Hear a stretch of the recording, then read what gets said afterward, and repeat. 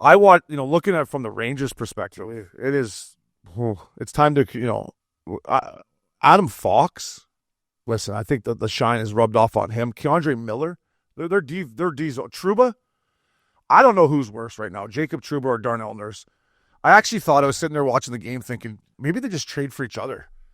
Maybe you just trade Trouba to Edmonton and Nurse to New York and just be like, maybe that'll work out. Maybe, then Edmonton gets a right-handed D-man that's making a little less, and Nurse is a left-handed D-man that could play with. It's not going to happen. But when I look at two defensemen that are struggling, that are making lots of money, Trouba, I love the Trouba train. I know you do, Swish. He's struggling right now. Yeah. But the Rangers, the way they're playing under Peter Laviolette, Swish, just real quick, like, it's loose, it's sloppy, and I don't know if you guys remember, but at the start of the season when Shesterkin turned down the fucking $11.5 million, I was like, boys, and he doesn't look like the Igor from last year where he was, kicking everything in the playoffs, Swish. Yeah, I just think, like you said, like Adam Fox, I mean, obviously he's a Norris Trophy winner. I've said it numerous times on this podcast and even other platforms, but like, I just don't think you can win a Stanley Cup with that guy being your number one. Your big horse back there playing against a team like the Florida Panthers coming into a 7-game series in a playoff series. And then the other thing is, I don't know, like, has Zibanejad kind of worn off? Craig is struggling. Panarin is down in the dumps. Like, to me, in New York City, you need some character in there. You need, like, a guy that will come in and kind of take some of that heat or distract a little bit up the star players like a Avery, or I'm not saying Tony Giangelo is going to come back in the mix because I don't think they need him, but just someone like with a little bit of personality, a little flash, a little flair to kind of complement those bright lights and those star players of playing at MSG, boys. I just think they need some jam in there, and they're missing it. They just look like they're flat, they're soft, and I don't know. And is Zibanejad and Panarin, to me, at playoff time, they're kind of the same type of player, a perimeter righty that you probably only need one of those guys making the real big bucks. Yeah. And you know what? Chris Drury's in a situation where it might be time to, like, I don't think firing Peter Laviolette's the answer. I think he's, obviously last year they were President's Cup winners, went to the conference finals. Matt Rempe played last night. And say whatever you want. Say whatever you fucking want. That kid would be in my lineup every single night. He took a dumb playing against Neighbors. But like, Neighbors woke up this morning being like, oh, fuck, my neck's in one. My neck's. And then he ran that little Aussie kid, Walker knocked his bucket off. It was the only time there was any energy on MSG the entire game. Watch the whole 60 minutes. You talk about Zibanejad.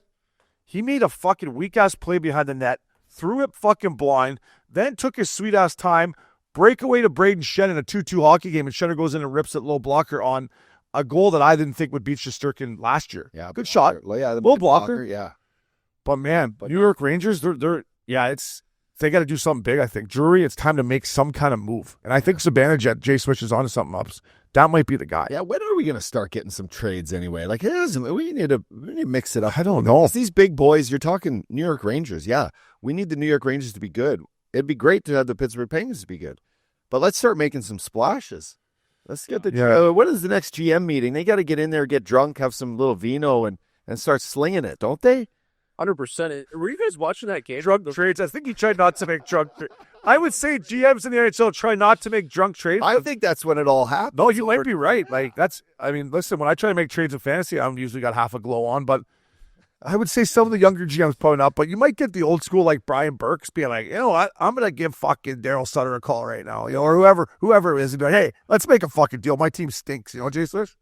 Yeah, but I was watching that game, boys, and not to get too tactical over here, but their slot coverage in that soft F3 area was so bad. Is that something that's effort related? Is that it looked a lot of times like the center wasn't connected with the defenseman, and there was like Kyrou had like 9 or 10 chances right in the slot. Shen had a few. Is that something that falls on coaching, or is that just complete effort? Like, you know what I mean? I was watching. That was my one observation. No. Watching their team play, they just look so soft. That's a great observation. They're just not connected, right? Everything is just disconnected. Their center's not in the right spot. Their net front D's leaving when he shouldn't.